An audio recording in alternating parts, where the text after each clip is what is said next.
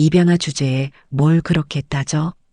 1991년 11월 어느 일요일 오후 서울 정릉사동 골목길에 연탄 냄새가 짙게 깔린 가운데 누나 38살 이명주의 차가운 목소리가 안방을 얼어붙게 만들었습니다. MBC 가요 무대에서 남진의 가슴 아프게가 흘러나오던 그 시간 61살 김춘자 여사는 이불을 목까지 끌어올린 채 침대에 반쯤 기대어 앉아 계셨어요. 평소 단정하게 빗어 넘기던 머리는 헝클어져 있었고 늘 발그레했던 볼은 창백했습니다. 어머니, 어디 편찮으세요? 제가 병원에. 남동생 33 이석기의 목소리는 떨렸습니다. 매주 일요일마다 빠짐없이 찾아뵙던 어머니의 모습이 예전 같지 않았거든요. 됐어. 괜찮아. 어머니의 목소리는 힘이 없었어요. 마치 깊은 물속에서 올라오는 것 같은 그런 소리였습니다. 현관문이 벌컥 열리더니 미국에서 돌아온 지 석 달째인 명주가 들어왔어요. 짙은 립스틱, 어딘가 날카로운 기운이 감돌았습니다. 또 왔네? 석기야. 명주의 목소리에는 귀찮다는 기색이 역력했어요. 누나, 어머니가 많이 편찮으신 것 같은데. 그거 괜찮아. 내가 다 알아서 하고 있으니까. 너는 이제 자주 오지 마. 네. 석기는 귀를 의심했습니다. 누나가 모시겠다며 분가하라고 한 이후 매주 일요일마다 어머니를 찾아뵙던 자신에게 이제 오지 말라고 하다니. 어머니도 피곤해 하셔. 너 올 때마다 신경 쓰시고 그러니까. 이제 내가 모시잖아. 너는 너 살 길 챙겨. 누나, 그게 무슨. 입양아 주제에 뭘 그렇게 따져? 그 한마디가 안방의 공기를 얼어붙게 만들었습니다. 석기는 천천히 고개를 들었어요. 평소와 다른 눈빛이었습니다. 차갑고 날카롭고 어딘가 위험한 기운이 감돌았죠. 그 말 다시 한번 해보세요. 석기가 조용히 명주의 손목을 잡았습니다. 부드러워 보이는 동작이었지만 명주는 순간 소름이 돋았어요. 마치 맹수에게 잡힌 것 같은 느낌이었거든요. 뭐야 나. 명주가 손목을 빼려 했지만 꿈쩍도 하지 않았습니다. 석기의 눈빛은 더욱 차가워졌어요. 20회 넘게 저를 키워주신 어머니 앞에서 입양아 주제예요? 그렇잖아. 사실이잖아. 명주의 목소리가 떨렸습니다. 평소 순한 양 같던 석기에게서 이런 기운이 나올 줄은 몰랐거든요. 어머니. 석기가 어머니를 부르자 춘자 여사는 몽롱한 눈으로 그를 바라봤습니다. 그 눈빛이 평소와 달랐어요. 초점이 없고 어딘가 멀리 있는 것 같은. 석기야, 내 아들, 석기야.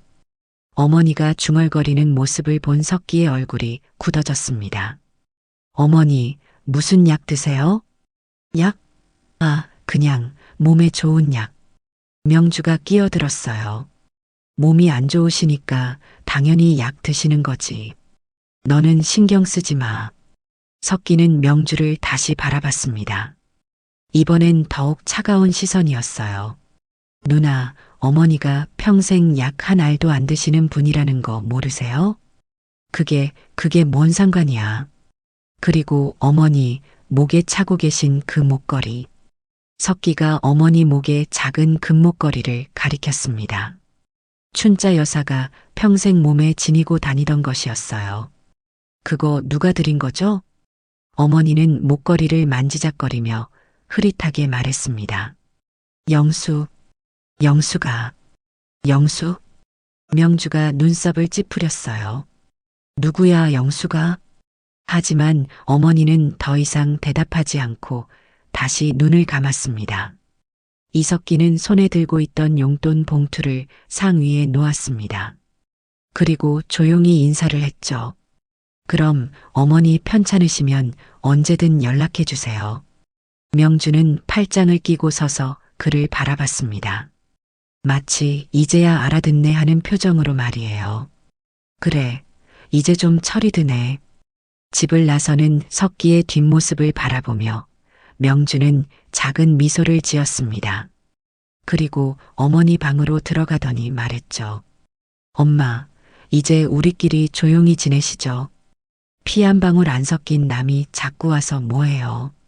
어머니는 대답하지 않았습니다. 다만 천장을 바라보며 무언가를 중얼거릴 뿐이었어요. 석기야, 내 아들, 피보다 진한 정이야. 그날 밤 원룸으로 돌아간 석기는 창문가에 서서 정릉 쪽을 바라봤습니다. 어머니 댁 불빛이 희미하게 보였어요. 책상 위에 놓인 삐삐가 계속 울렸지만 그는 확인하지 않았습니다. 지금은 그럴 기분이 아니었거든요. 뭔가 이상해. 20회 넘게 어머니를 모셔온 그였습니다. 어머니의 습관, 말투, 표정 하나하나를 다 알고 있었죠. 오늘 본 어머니는 분명 평소와 달랐어요. 특히 그 몽롱한 눈빛이 계속 마음에 걸렸습니다. 석기는 책상 서랍을 열고 작은 장치 하나를 꺼냈습니다. 일반인들은 쉽게 구할 수 없는 물건이었죠. 손가락 마디만 한 크기의 녹음기였어요. 미안해요, 어머니. 하지만 확인해야겠어요. 그리고 또 다른 서랍에서 특수 카메라를 꺼냈습니다. 동전 크기만 한 초소형 렌즈였어요. 정릉시장 약국. 석기는 무언가를 중얼거리며 수첩에 메모를 적었습니다. 그의 움직임은 마치 전문가 같았어요. 그날 밤 석기는 어머니 댁으로 조용히 향했습니다. 모든 게 조용해진 시간에 아무도 모르게 말이죠. 어머니를 지키기 위해서라면 그는 무엇이든 할 준비가 되어 있었습니다. 설령 그것이 법을 어기는 일이라고 해도 말이에요. 그로부터 2주가 지났습니다. 석기는 매일 같은 시간에 회사에서 나와 어머니 댁으로 가는 정릉 쪽으로 향하는 버스를 바라만 봤어요. 타지는 못했습니다. 명주가 오지 말라고 했으니까요. 하지만 어머니 걱정은 커져만 갔습니다. 그날도 퇴근길 석기는 공중전화 부스에 들어가 어머님 댁으로 전화를 걸었어요. 하지만 이상했습니다. 수화기 너머로 들리는 소리가 평소와 달랐거든요. 전화를 받은 건 명주였습니다. 여보세요? 누나, 저예요. 석기입니다. 어머니 안부 여쭤보려고요. 아, 또 전화해? 엄마 괜찮다고 했잖아. 지금 주무시고 계셔. 석기는 손목 시계를 확인했습니다. 오후 7시였어요. 그런데 누나, 시간이 저녁 7시인데 벌써 주무세요? 요즘 약 드시고 일찍 주무셔. 너무 자주 전화하지 마. 엄마 깨워. 뚝. 전화가 끊어졌습니다. 석기는 수화기를 내려놓고 한숨을 쉬었어요. 그런데 이상한 점이 하나 더 있었습니다. 전화 소리 뒤에 희미하게 들린 음성이었어요. 석기는 귀를 의심했습니다. 설마. 석기는 공중전화 옆 전화번호부를 뒤적였습니다. 그리고 특별한 번호 하나를 눌렀어요. 여보세요? 통신보안팀입니까? 회선 추적 부탁드립니다. 다음 날 일요일 석기는 정릉시장에 갔습니다. 어머니 댁은 못 가더라도 어머니가 자주 가던 시장에서 어머니 소식이라도 들을 수 있을 거라 생각했거든요. 아, 석기야. 오랜만이네. 국일식당 할머니가 반갑게 맞아주셨어요. 이분은 어머니와 40년 지기 친구였습니다. 할머니, 안녕하세요. 혹시 저희 어머니 요즘 어떠세요? 춘자 씨? 요즘 통 안 보이더라. 예전엔 매일 시장 나오셨는데 딸이 미국에서 와서 그런가? 아, 그런가요?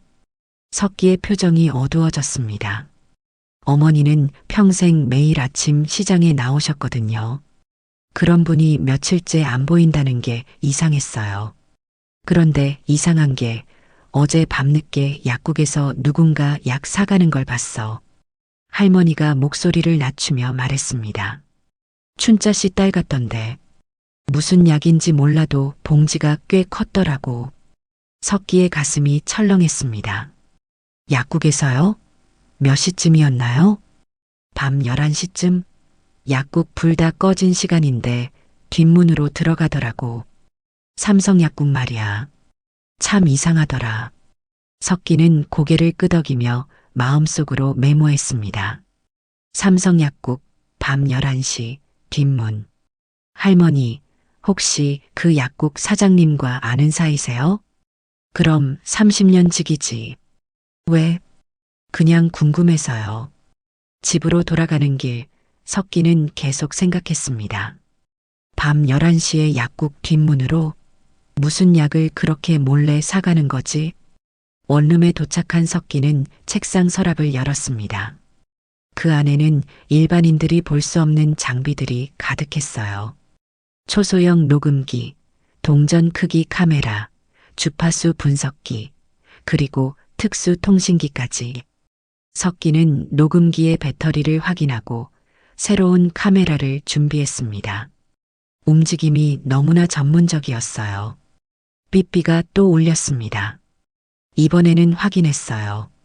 팀장 박. 긴급. 석기는 특수 전화기를 들고 번호를 눌렀습니다. 네, 석기입니다. 석기야, 휴직 중인데 무슨 일이야? 개인적인 문제입니다. 가족 관련해서. 가족? 입양 가족입니다. 혹시 민간인 보호 차원에서 장비 지원 가능한가요? 전화 너머로 잠시 침묵이 흘렀습니다. 어떤 종류의 위협이야?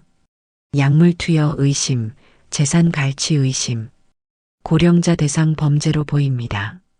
알겠어. 내일 아침에 패키지 보내줄게.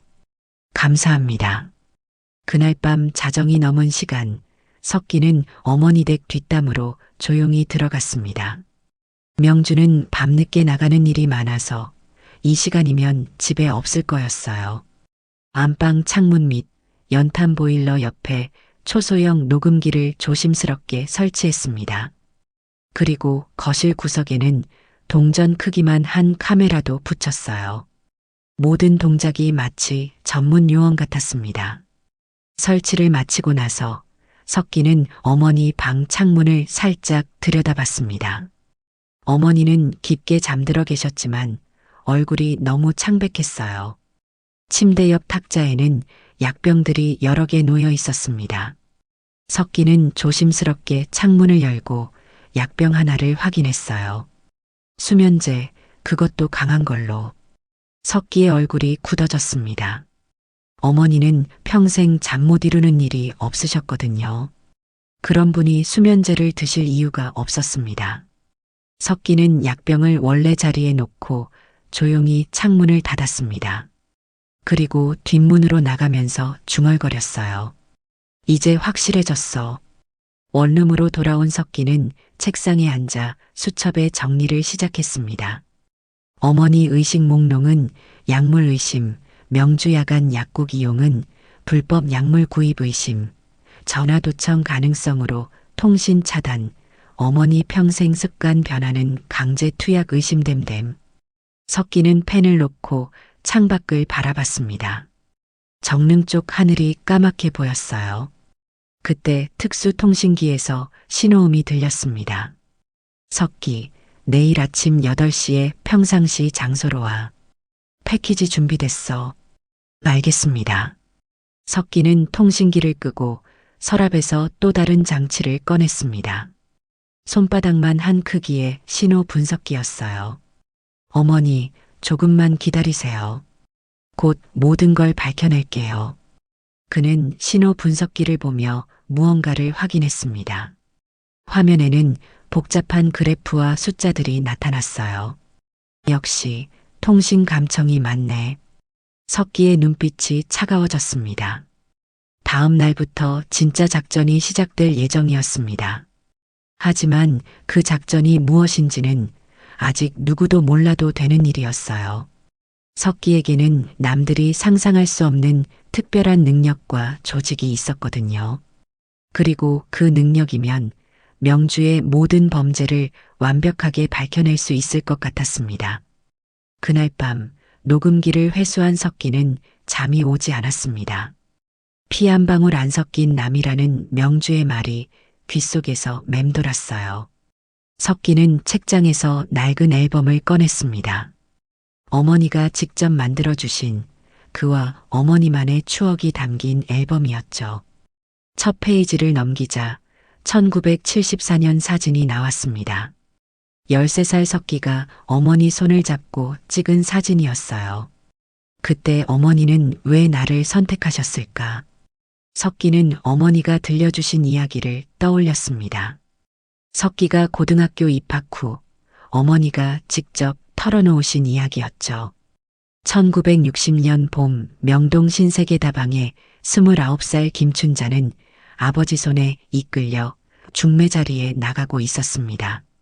명문가 집안의 막내딸인 그녀에게는 선택권이 없었어요. 춘자야, 오늘 나오는 분은 좋은 집안 장남이야. 내가 좋아하고 말고 할 것 없이 우리 집안을 위해서라도 잘해야 한다. 신세계다방 2층, 양장을 곱게 차려입은 춘자가 앉아 있었습니다. 하지만 그녀의 마음은 이미 다른 곳에 있었죠. 명동 뒷골목 작은 포장마차에서 순대국을 끓이던 그 사람 말이에요. 6개월 전 1959년 가을이었습니다.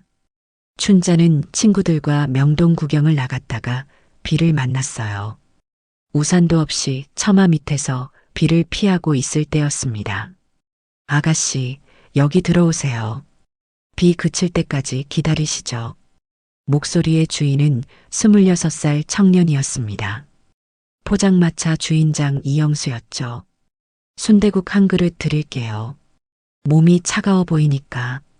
아니에요, 괜찮습니다. 그래도 드세요. 공짜예요.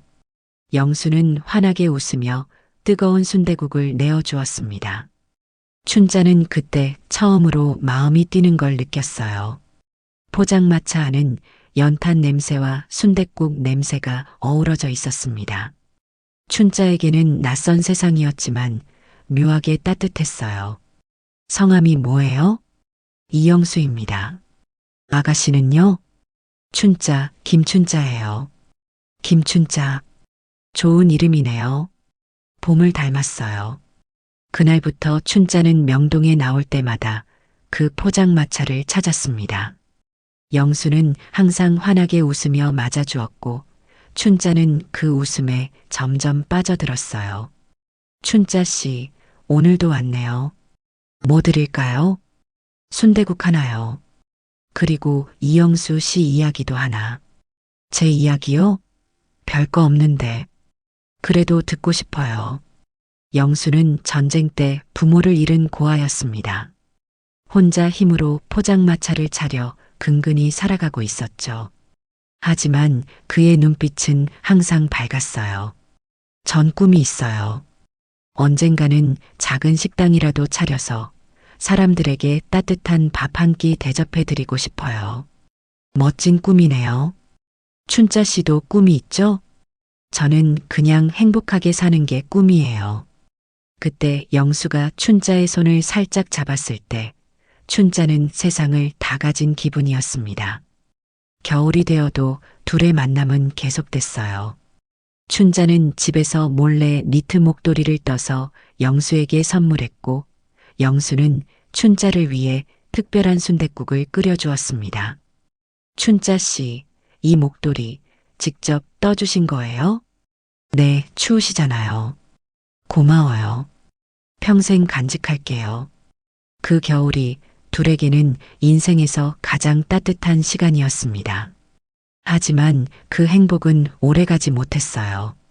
1960년 봄 중매 자리가 끝난 후 춘자야, 이번 달 안에 약혼식 하자. 아버지의 말에 춘자는 무릎이 꺾였습니다. 아버지, 저는 뭐 다른 사람이라도 있어? 그게 하지만 춘자는 차마 영수 이야기를 할 수 없었습니다. 명문가 집안에선 포장마차 주인과의 사랑은 용납될 수 없는 일이었거든요. 그날 밤 춘자는 영수를 만났습니다. 명동 뒷골목 둘만의 포장마차에서였어요. 영수 씨, 저 결혼해요. 수저를 닫고 있던 영수의 손이 멈췄습니다. 뭐라고요? 집안에서 정한 사람이에요. 거부할 수 없어요. 영수의 얼굴이 하얗게 질렸습니다. 춘자 씨, 저희 함께 도망갈 수 없을까요? 안 돼요. 그러면 제 가족들이 다 망해요. 아버지 사업도, 오빠들 장래도 모두. 그럼 저는 어떻게 해요? 춘자는 눈물을 흘리며 목에서 작은 금목걸이를 풀었습니다. 할머니께서 물려주신 춘자의 유일한 보물이었어요. 이거 받아주세요. 저를 기억해달라는 뜻이 아니라 행복하라는 뜻이에요. 춘자 씨, 미안해요. 정말 미안해요. 사랑해요. 하지만 더 이상 말을 이을 수 없었습니다. 춘자는 일어나 포장마차를 나섰고 영수는 그 뒷모습만 바라볼 수밖에 없었어요. 그게 둘의 마지막 만남이었습니다. 1961년 춘자의 결혼 후 영수는 명동을 떠나 수원으로 갔습니다. 거기서 작은 포장마차를 차렸죠. 그리고 1년 후 그곳에서 착한 여인을 만났습니다. 역시 가난했지만 마음씨 좋은 여자였어요. 그녀도 전쟁 고아였습니다. 영수 씨, 이 목걸이 뿌네요. 아, 이거요? 옛날에 소중한 분이 주신 거예요. 둘은 결혼했고 1962년에 아들을 낳았습니다. 바로 이석기였죠. 가난했지만 행복했던 그들의 삶은 10년 동안 이어졌습니다. 영수는 아들에게 항상 말해주었어요. 석기야, 사람은 가진 게 없어도 마음만은 부자여야 한다. 네, 아빠. 그리고 언젠가 너를 도와주는 사람이 나타나면 평생 은혜를 잊으면 안 된다. 왜요? 세상에는 피보다 진한 정이 있단다. 1972년 새벽, 수원시장. 영수 부부는 새벽장을 보러 나가던 길이었습니다. 포장마차 재료를 사기 위해서였죠. 여보, 오늘 석기가 학교에서 상 받는다고 했지? 응, 그림 그리기 대회에서 1등 했대. 우리 아들 정말 대견해. 오늘 저녁에는 뭐 맛있는 거 해줘야겠어. 갈비찜 어때? 좋지. 우리 석기가 갈비찜 좋아하잖아. 그때였습니다. 술에 취한 채 운전하던 트럭이 신호를 무시하고 돌진했어요. 두 사람은 그 자리에서 숨졌습니다. 10살 석기는 하루아침에 고아가 되었죠. 1974년 춘자는 남편을 잃고 홀로 남은 지 2년째였습니다. 큰딸 명주는 18살이 되어 미국 유학을 준비하고 있었고 춘자는 너무 외로웠어요. 그래서 시작한 게 고아원 봉사였습니다. 춘자 선생님, 오늘도 와주셔서 고마워요. 별 말씀을요. 제가 더 힘이 나는걸요. 어느 봄날 점심시간, 춘자는 혼자 앉아 밥을 먹고 있는 아이를 발견했습니다. 다른 아이들은 모두 함께 어울려 먹고 있었는데 그 아이만 혼자였어요. 13살 석기였습니다. 춘자는 석기의 얼굴을 보는 순간 숨이 멎었습니다. 영수를 너무나 닮았거든요. 특히 그 눈빛이 똑같았어요. 얘야, 혼자 먹니? 네. 이름이 뭐니? 이석기예요. 목에 걸린 낯익은 금목걸이를 보면서 춘자의 심장이 뛰기 시작했습니다. 부모님은 돌아가셨어요. 트럭에 치여서 2년 전에요. 어디서? 수원에서. 아빠는 포장마차 하셨어요. 석기야, 아빠 성함이 뭐였니? 이영수요. 왜요, 아주머니? 춘자는 눈물이 났습니다. 영수의 아들이 맞았어요. 춘자는 더 이상 참을 수 없었습니다. 바로 원장실로 달려갔어요. 원장님, 이석기라는 아이, 제가 입양하고 싶어요. 갑자기 무슨? 그 아이의 아버지를 제가 알았던 분이에요. 그날 춘자는 석기를 데려왔습니다. 석기야, 이제부터 여기가 내 집이야. 나를 엄마라고 불러줄 수 있니? 엄마? 응, 엄마야. 진짜 엄마가 되어줄게. 처음엔 어색했습니다. 하지만 춘자는 정말 친아들처럼 석기를 돌봤어요. 춘자네 온 지 첫 번째 겨울, 석기가 폐렴에 걸렸을 때였지요. 아파요. 석기야, 괜찮아. 엄마가 여기 있어. 춘자는 3일 밤을 꼬박 새우며 석기의 등을 두드려 주었습니다. 해열제를 먹이고 미음을 끓여 먹이고 이마에 찬 수건을 올려주면서요. 엄마 고마워요. 뭘 고마워해. 당연한 거야. 초등학교 6학년 운동회에서 다른 부모들 사이에서 춘자는 목청껏 외쳤습니다. 우리 석기, 석기야 힘내. 석기가 1등으로 들어오자 춘자는 눈물을 흘렸어요. 엄마, 왜 울어요? 기뻐서 그래. 우리 석기가 최고야. 그날 밤 춘자는 일기장에 썼습니다. 오늘 석기가 1등 했다. 내 아들이 1등을 했다. 이렇게 기쁠 수가 없다. 평범하지만 모범생으로 자라준 석기가 31살이 돼서 회사 동료 여자를 데려왔습니다. 어머니, 소개해드릴 사람이 있어요. 어서 와라. 이쁘네. 며느리가 될 여자도 고아 출신이었습니다. 춘자는 그 사실을 알고 더욱 마음이 아팠어요. 우리 석기 잘 부탁해요. 네, 어머니. 잘해드릴게요. 저도 어머니가 생겨서 정말 기뻐요. 우리 다 가족이야. 결혼 후 석기 부부는 정말 효자, 효부였습니다. 분가에서 재미있게 살라고 했는데 같이 살고 싶다고 했지요. 매주 토요일마다 춘자를 집에 혼자 두지 않았어요. 어머니, 오늘은 남대문 시장 가요. 또 맛있는 거 사주려고? 당연하죠. 우리 어머니인데. 일요일은 드라이브가 당연한 코스였지요. 한강 유람선을 타고 남산타워에 올라가고 롯데월드에도 갔어요. 어머니, 재미있어요? 재미 정도가 아니야. 이런 게 천국이지. 춘자는 매일 말했습니다. 오늘 죽어도 행복해. 이런 아들, 며느리 둬서 내가 뭐가 부족해. 석기와 며느리는 그런 춘자를 보며 더욱 잘해드렸습니다. 어머니가 행복해 하시니까 우리도 행복해요. 그러게. 우리 정말 복받은 거야. 그 시절이 춘자 인생에서 가장 행복한 시간이었습니다. 다시 현재 석기는 앨범을 덮었습니다. 눈물이 흘러내렸어요. 어머니, 저한테는 어머니가 전부였는데 20년 전 고아원에서 만나 오늘까지 춘자는 석기에게 세상의 전부였습니다. 그런데 이제 와서 피 한 방울 안 섞인 남이라니. 아니야. 명주가 뭐라고 해도 어머니는 제 진짜 엄마예요. 석기는 어머니 목에 있던 그 금목걸이를 떠올렸습니다. 아버지 영수가 마지막에 받았던 바로 그 목걸이. 얼마 전 누나에게 쫓기듯 분가를 하면서 어머니에게 돌려드렸지요. 아버지, 어머니가 저를 정말 친아들처럼 저 잘 키워주셨죠? 석기는 다짐했습니다. 어머니를 반드시 지켜내겠다고. 설령 그 과정에서 자신의 정체가 드러나더라도 말이에요. 그에게는 남들이 모르는 특별한 능력이 있었거든요. 그 능력으로 어머니를 지킬 수 있다면 그는 기꺼이 모든 것을 걸 준비가 되어 있었습니다. 어머니, 제가 꼭 지켜드릴게요.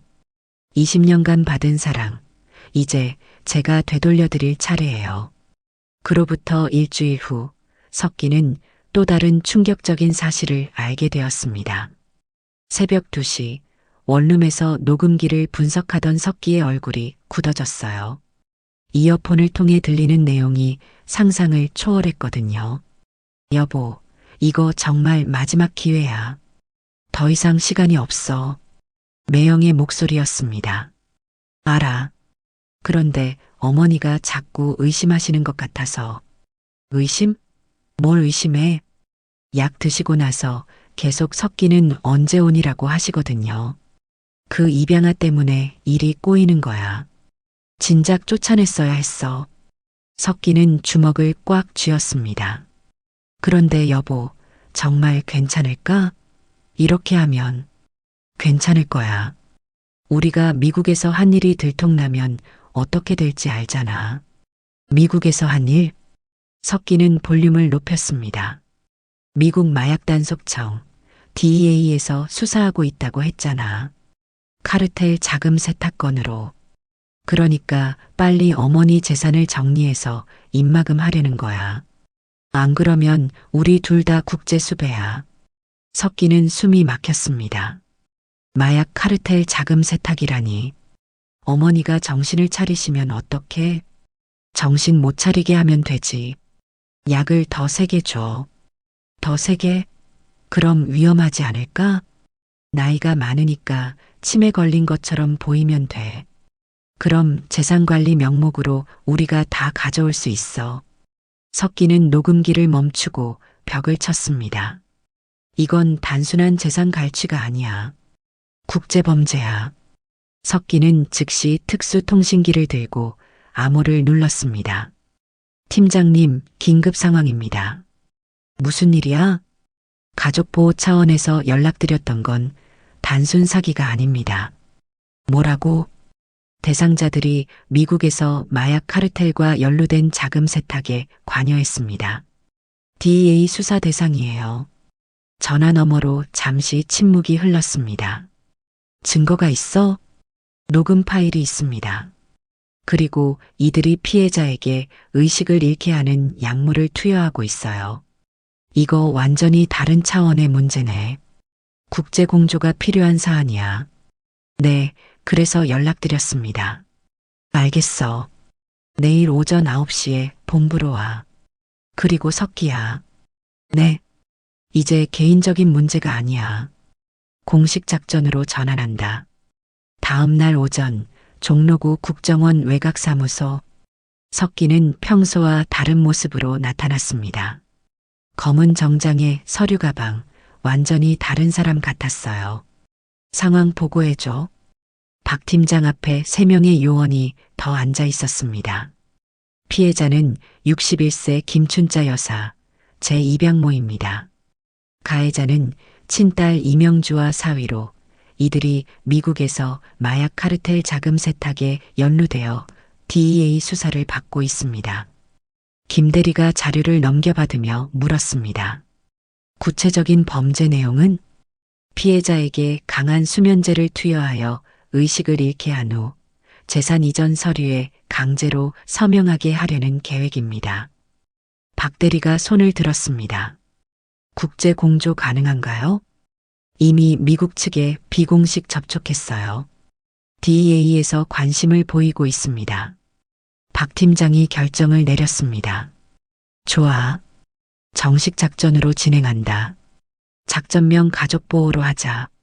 그날 오후 석기는 다시 녹음기 내용을 확인했습니다. 그리고 소름 끼치는 계획을 발견했어요.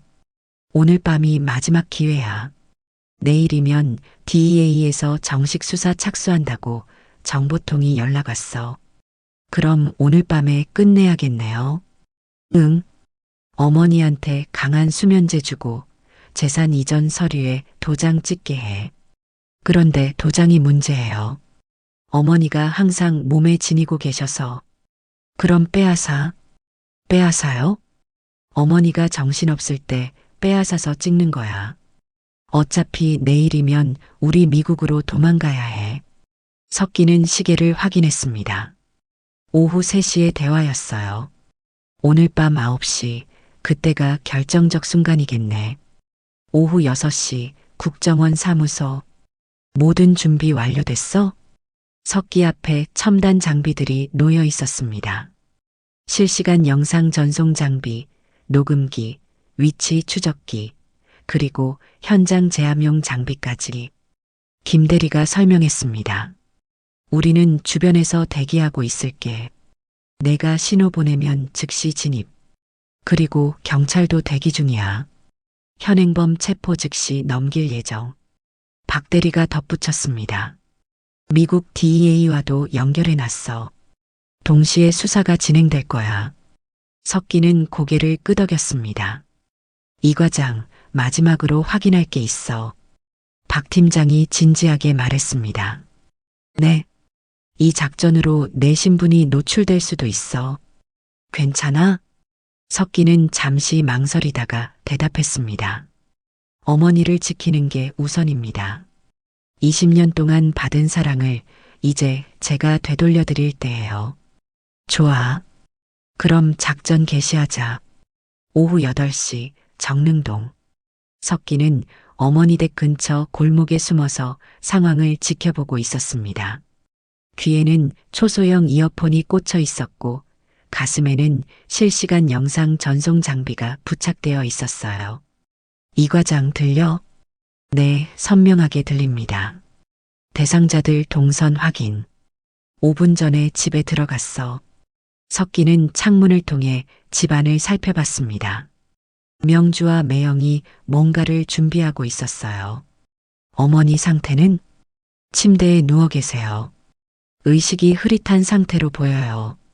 석기의 가슴이 아팠습니다. 저렇게 약해진 어머니를 보니 분노가 치밀었어요. 이 과장, 감정 조절해. 냉정하게 하자. 네, 알겠습니다. 8시 30분, 집안에서 움직임이 감지됐습니다. 엄마, 약 드실 시간이에요. 명주의 목소리가 들렸습니다. 오늘은 안 먹을래. 어머니의 목소리는 더욱 약해져 있었어요. 안 돼요. 오늘 꼭 드셔야 해요. 석기는 주먹을 꽉 쥐었습니다. 이 과장, 녹화 시작됐어. 계속 지켜봐. 매영의 목소리도 들렸습니다. 어머니, 이번이 정말 마지막이에요. 이 서류에만 도장 찍으시면 모든 게 끝나요. 무슨 서류? 재산 이전 서류요. 어머니, 선택하세요. 우리 말 드시든지 아니면. 그때였습니다. 석기가 움직일 때가 온 것이었어요. 팀장님, 지금입니다. 현행범 체포 들어갑니다. 좋아. 우리도 진입한다. 석기는 뒷문으로 조용히 들어갔습니다. 20년 동안 어머니를 지켜주겠다는 다짐을 가슴에 품고서 말이에요. 이제 진짜 전쟁이 시작될 시간이었습니다. 그리고 석기에게는 이 전쟁에서 질 수 없는 이유가 있었습니다. 바로 20년간 받은 어머니의 사랑이었거든요. 오후 9시 정각. 엄마, 이제 정말 마지막이에요.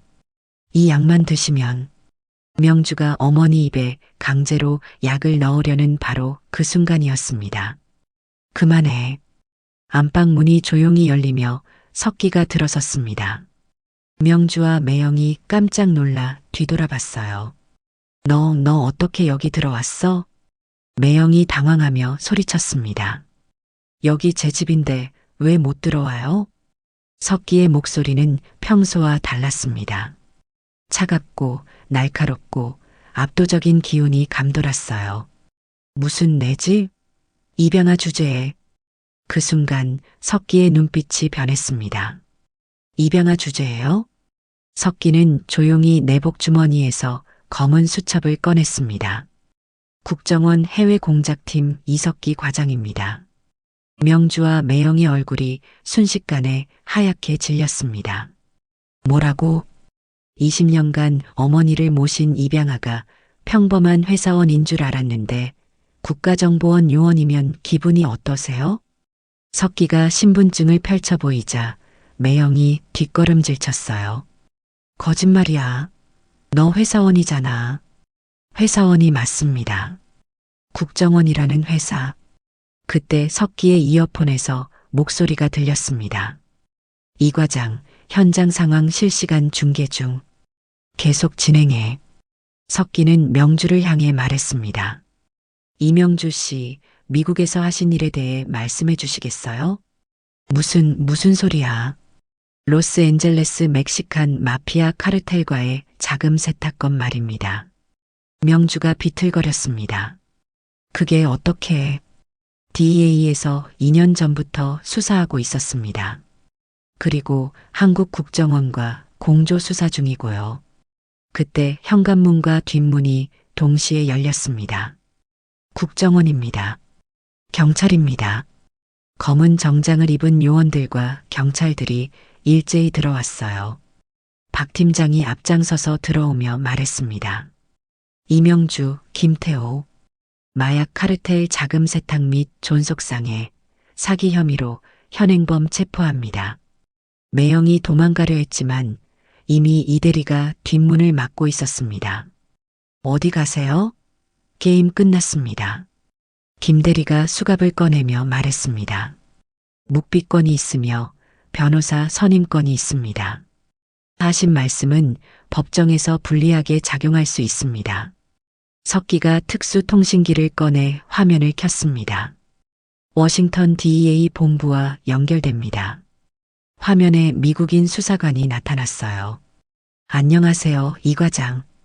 DEA 마약단속청 윌슨 요원입니다. 명주와 매형이 충격에 빠져 화면을 바라봤습니다. 당신들은 2년간 우리 수사 대상이었습니다. 윌슨 요원이 영어로 말하자 석기가 통역했습니다. 로스앤젤레스에서 멕시칸 카르텔 자금 2천만 달러를 세탁한 혐의라고 하네요. 매형이 무너져 앉았습니다. 이럴 수가. 그리고 한국으로 도피한 후 피해자에게 약물을 투여하여 재산을 갈취하려 한 모든 과정이 녹화됐습니다. 박 대리가 태블릿을 들고 와서 보여줬습니다. 지난 2주간의 모든 대화가 녹음되어 있습니다. 화면에는 명주와 매형이 어머니께 강제로 약을 먹이는 장면이 선명하게 나와 있었어요. 이것은 존속상해죄에 해당하며 최대 15년 이하의 징역입니다. 김 대리가 설명했습니다. 그리고 마약 카르텔 자금 세탁은 국제범죄로 미국 송환 후 최대 종신형까지 가능합니다. 명주가 석기 앞에 무릎을 꿇었습니다. 석기야, 우리 가족이잖아, 제발. 가족이요?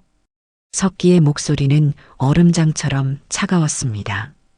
입양아 주제라고 하시던 분이 이제 와서 가족이라고 하세요?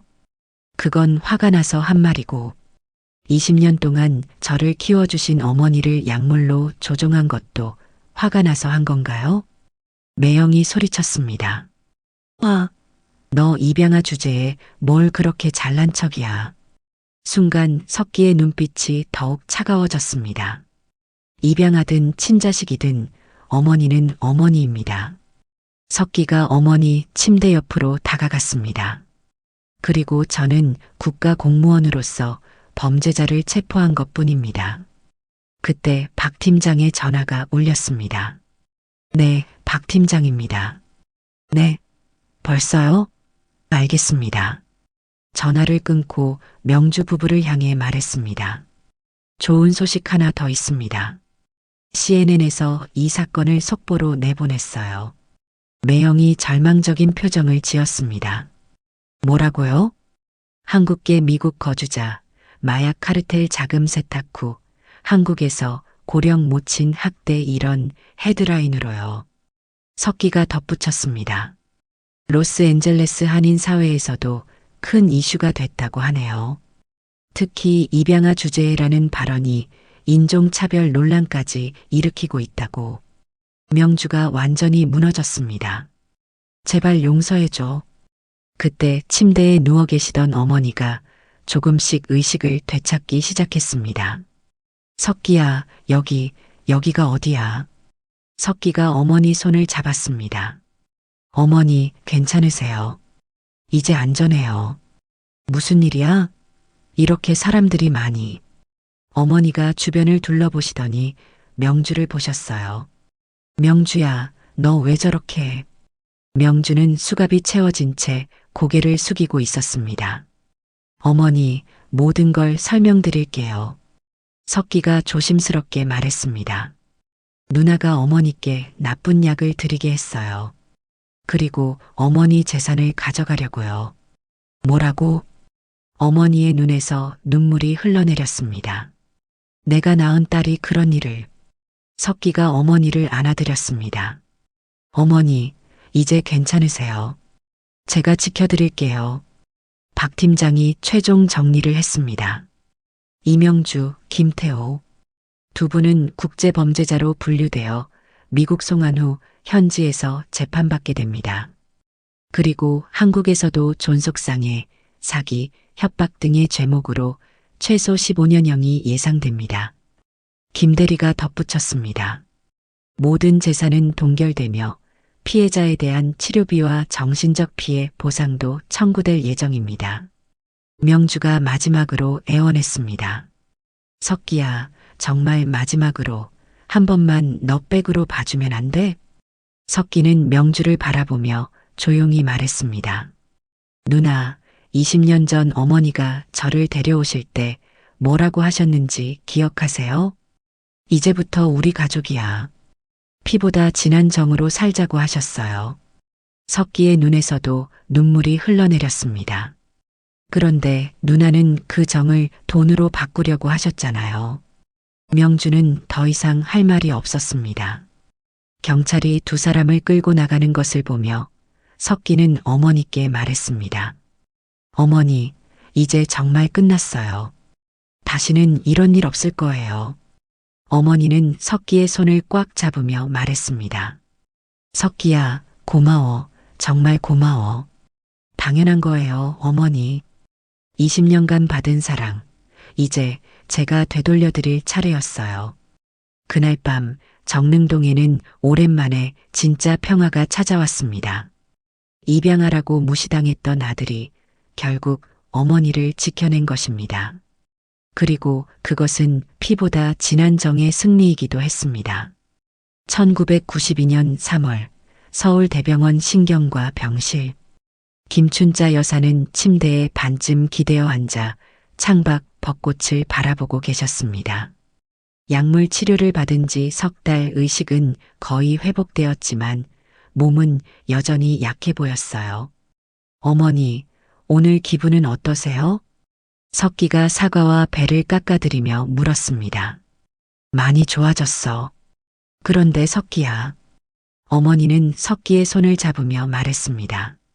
너 정말 국정원 사람이야? 석 달 전 그날 밤의 일이 어머니에게는 꿈같이 느껴졌어요. 자신의 입양아들이 국가요원이라니. 네, 어머니. 죄송합니다. 오랫동안 숨겨서. 왜 숨겼니? 위험한 일이다 보니 어머니 걱정시키고 싶지 않았어요. 어머니는 석기의 얼굴을 찬찬히 바라봤습니다. 그동안 얼마나 힘들었을까, 혼자서. 괜찮았어요. 어머니가 계셨으니까. 석기야, 명주는 어떻게 됐니? 어머니가 조심스럽게 물었습니다. 미국으로 송환됐어요. 15년형을 받았고요. 15년. 어머니의 표정이 복잡해졌습니다. 어머니, 혹시 누나가 불쌍하세요? 불쌍하긴 하지만 자업자득이지. 그래도 내가 낳은 딸인데. 석기는 어머니의 마음을 이해했습니다. 아무리 미워도 자식은 자식이니까요. 한번 면회 갔다 왔어요. 출소하면 다시는 그런 일 없을 거라고 했어요. 그랬구나. 그래도 반성은 하고 있는 거네. 어머니는 한참 생각하더니 말했습니다. 석기야, 고마워. 뭐가요? 내가 지켜줘서. 내가 아니었으면 난 정말. 어머니의 눈에 눈물이 고였습니다. 어머니, 당연한 거예요. 20년 동안 저를 키워주셨잖아요. 그때 병실 문이 열리며 석기의 아내가 들어왔습니다. 손에는 보온 도시락을 들고 있었어요. 어머니, 오늘은 몸이 어떠세요? 아이고, 우리 며느리 매일 이렇게 오면 어떡해. 며느리도 고아 출신이라 어머니의 아픔을 누구보다 잘 이해했습니다. 어머니, 당연한 거예요. 저희가 얼마나 감사한데요. 며느리는 도시락을 펼치며 말했습니다. 어머니가 좋아하시는 미역국이랑 나물 반찬 가져왔어요. 아이고, 고마워라. 세 사람이 함께 앉아 밥을 먹는 모습은 정말 평범한 가족 같았어요. 하지만 그 평범함이 얼마나 소중한지 지난 석 달간의 일을 겪고 나서야 알 수 있었습니다. 석기야, 내가 그런 위험한 일을 하는 줄 몰랐어. 어머니가 걱정스럽게 말했습니다. 이제는 조금씩 안전한 업무로 옮겨가고 있어요. 어머니 걱정 끼치고 싶지 않아서요. 그래야지. 이제 나이도 있고, 한 달 후 태어나는 날, 석기는 휠체어를 밀고 며느리는 짐을 들고 병원을 나왔습니다. 어머니, 집에 가요. 그래, 집에 가자. 택시 안에서 어머니는 정릉동 쪽을 바라보며 말했습니다. 그래도 우리 집이 제일 좋구나. 네, 어머니. 앞으로 계속 거기서 함께 살아요. 집에 도착하자 석기는 어머니 방을 완전히 새로 꾸며놓았습니다. 새 침대, 새 장롱, 그리고 어머니가 좋아하시는 꽃무늬 커튼까지. 아이고, 이걸 언제 다 했니? 퇴원 준비하면서 조금씩 했어요. 거실에는 석기 부부의 결혼 사진과 함께 20년 전 어머니와 처음 찍은 가족 사진도 새 액자에 넣어 걸어두었습니다. 이 사진 오랜만에 보네. 어머니는 1974년 사진을 바라보며 웃었습니다. 13살 석기가 어머니 옆에서 어색하게 웃고 있는 사진이었어요. 그때는 정말 어린애였구나. 네, 그때 어머니가 저한테 해주신 말 아직도 기억해요. 뭐라고 했는데? 이제 진짜 가족이야. 피보다 진한 정으로 살자라고 하셨어요. 어머니의 눈에 또 눈물이 고였습니다. 그래, 그랬지. 그리고 정말 그렇게 살았어. 저녁 식사 시간. 3명이 둘러앉아 밥을 먹는 모습은 정말 평범한 가족 그 자체였습니다. 어머니, 이제 매주 토요일마다 맛있는 거 먹으러 나가요. 예전처럼 며느리가 말했습니다. 그리고 일요일에는 드라이브도 하고요. 너희가 좋으면. 나야 좋지. 석기는 어머니께 반찬을 더 올려드리며 말했습니다. 어머니, 그동안 정말 죄송했어요. 제가 더 자주 오지 못해서. 무슨 소리니? 넌 잘못한 게 없어. 그래도 누나 말 때문에 상처받으셨을 텐데. 어머니는 젓가락을 내려놓고 석기를 바라봤습니다. 석기야, 명주가 뭐라고 해도 넌 내 아들이야. 피를 나눈 것보다 마음을 나눈 게 더 중요해. 어머니, 20년 동안 날 엄마라고 불러준 것만으로도 내 인생은 충분히 행복했어. 그 말을 듣는 순간 석기의 눈에서 눈물이 흘러내렸습니다. 제가 더 감사해요, 어머니. 어머니가 아니었으면 저는. 됐어. 이제 우는 소리 그만하고 밥 먹자. 어머니는 웃으며 석기의 공기밥에 반찬을 올려주었습니다. 며느리도 함께 웃었습니다. 정말 보기 좋아요. 이런 게 진짜 가족이죠. 그날 밤 어머니는 오랜만에 푹 잠들었습니다. 석기는 어머니 방문을 살짝 열어보고 며느리와 함께 거실에 앉았어요. 여보, 고마워. 뭐가? 어머니를 진짜 친어머니처럼 모셔줘서. 당연한 거야. 나도 고아였잖아. 어머니 마음 너무 잘 알아. 두 사람은 손을 잡고 앞으로의 계획을 이야기했습니다. 내년에 아이 생기면 어머니가 얼마나 좋아하실까. 정말 그럼 좋겠다. 3대가 함께 사는 거지. 그리고 여보. 응? 이번 일로 깨달은 게 있어. 진짜 가족이 무엇인지. 나도 그래. 피보다 진한 건 정말 마음이구나 싶어. 그날 밤 정릉동 집에는 오랜만에 진짜 평화가 찾아왔습니다. 복잡하고 아픈 시간들을 지나 다시 찾은 평범한 일상이었어요. 하지만 그 평범함 속에는 20년간 쌓아온 진짜 사랑이 담겨 있었습니다. 석기는 창밖을 바라보며 생각했습니다. 어머니, 이제 정말 행복하게 살아요. 앞으로는 제가 어머니를 지켜드릴게요. 어머니 방에서는 고른 숨소리가 들려왔어요. 편안한 잠에 빠진 숨소리였습니다. 오랜만에 찾아온 진짜 평화로운 밤이었습니다.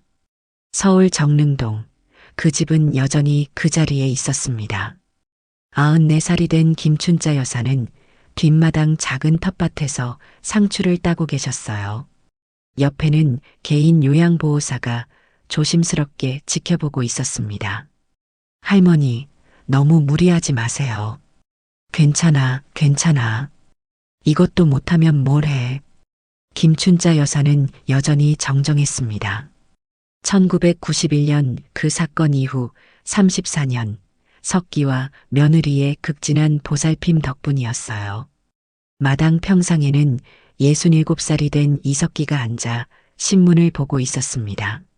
머리는 희끗희끗해졌지만 여전히 반듯한 모습이었어요. 아버지, 할머니 약 드실 시간이에요. 30살의 며느리가 쟁반에 약과 물을 가져왔습니다. 석기의 아들 부인이었죠. 아이고, 고마워라. 김춘자 여사는 약을 받아드시며 말했습니다. 우리 며느리들은 정말 다 착해. 어쩜 이렇게 복을 받았을까? 그때 대문이 열리며 30대의 남자가 들어왔습니다. 석기의 아들이었어요. 할머니, 저 왔어요. 아이고, 우리 손자, 오늘은 일찍 왔네. 네, 할머니 뵙고 싶어서 일찍 퇴근했어요. 손자는 할머니께 뽀뽀를 하고 아버지 석기에게도 인사했습니다. 아버지, 오늘 할머니 컨디션은 어떠세요? 좋아. 아침에도 텃밭 일하셨어. 그때 또 다른 젊은 남자가 들어왔습니다. 20대 중반 정도로 보이는 청년이었어요. 할머니, 안녕하세요. 아이고, 준호야 왔구나. 청년의 이름은 이준호. 김춘자 장학재단의 첫 수혜자였던 그 아이가 이제 초등학교 선생님이 되어 정기적으로 할머니를 찾아뵙고 있었습니다. 할머니, 오늘 좋은 소식 가져왔어요. 무슨 소식? 제가 결혼해요. 김춘자 여사의 얼굴이 환하게 밝아졌습니다. 아이고, 정말? 축하한다, 준호야. 할머니 덕분이에요. 장학금 받지 못했으면 이런 날이 올 수 있었을까요? 저녁 식사 시간. 모두 둘러앉은 식탁은 정말 따뜻했습니다. 며칠 후 조용한 오후, 석기는 어머니와 단둘이 마루에 앉아 있었습니다. 석기야, 나 하나 물어볼 게 있어. 네, 어머니. 너 후회하지 않니? 뭐요? 명주 때문에 내 신분까지 노출되고 그때 나 때문에 힘들었을 텐데. 석기는 고개를 저었습니다. 전혀 후회 안 해요. 오히려 감사해요. 감사해? 네. 그 일로 어머니와 더 가까워진 것 같아서요. 그리고 제가 누구인지도 솔직하게 말할 수 있게 됐고요. 김춘자 여사는 아들의 손을 잡았습니다. 고마워, 석기야. 제가 더 감사하죠. 13살 때부터 지금까지 정말 긴 시간이었는데 54년이나 됐구나. 네, 제 인생의 대부분이에요. 나도 마찬가지야. 너 만나고 나서야 진짜 엄마가 된 것 같았어. 두 사람은 한참 동안 말없이 앉아 있었습니다. 그날 밤 김춘자 여사의 방. 할머니는 오래된 앨범을 꺼내보고 계셨습니다. 1974년부터 2025년까지 51년간의 가족 사진들이 빼곡히 들어 있었어요.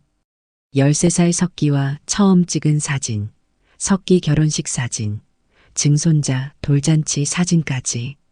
참 많은 일이 있었네. 1991년 그 사건도 이제는 하나의 추억이 되었습니다. 명주는 출소 후 한 번 찾아와 진심으로 사과했고 지금은 미국에서 조용히 살고 있어요. 김춘자 여사는 서랍에서 오래된 편지 한 통을 꺼냈습니다.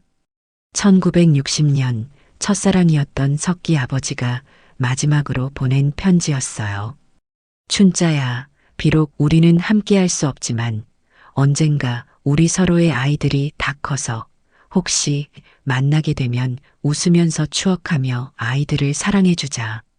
예언이라도 한 듯한 그 편지 내용대로 정말 그 아이를 만났고 정말 사랑해줬습니다. 약속 지켰어. 김춘자 여사는 편지를 가슴에 품고 조용히 눈을 감았습니다. 그리고 목에 걸린 작은 금목걸이를 만졌어요. 젊은 영수에게 준 바로 그 목걸이였습니다. 석기가 1991년 사건 해결 후 춘자 여사에게 준 것이었지요. 다음 날 아침, 석기는 어머니가 평소보다 늦게 일어나자 방에 들어가 봤습니다. 어머니, 괜찮으세요? 응, 괜찮아. 그냥 꿈을 좀 많이 꿨어. 무슨 꿈이요? 내 아버지가 나왔어. 고맙다고 하면서 이제 안심이라고 하더라. 석기는 어머니의 손을 잡았습니다. 어머니, 저도 정말 감사해요. 뭐가? 저를 아들로 만들어주셔서, 그리고 진짜 가족이 뭔지 알게 해주셔서, 김춘자 여사는 아들을 바라보며 말했습니다. 석기야, 기억해. 사랑은 피가 아니라 마음이야. 2025년 어느 4월의 봄날, 정릉동 그 집 마당에서는 여전히 웃음소리가 들려왔습니다. 94살 할머니, 67살 아들, 며느리, 손자, 그리고 딸이 그렇게 탐내던 김춘자의 막대한 재산, 그 모든 재산으로 만든 장학재단이 길러낸 아이들까지. 혈연은 아니지만 사랑으로 이어진 진짜 가족들이었습니다. 김춘자 여사는 그들을 바라보며 조용히 혼잣말했습니다. 이제 정말 여한이 없구나. 그날 저녁 정릉동 하늘은 유난히 아름다웠습니다. 오늘 이야기가 마음에 드셨다면 좋아요와 구독, 알람 설정 잊지 마세요. 또 이야기를 보시고 마음에 남은 장면이 있으셨다면 댓글로 나눠주세요. 선생님의 한마디가 또 다른 분께 깊은 울림이 될 수 있습니다. 늘 감사합니다. 건강이 최고예요. 하루 한번 운동 잊지 마세요.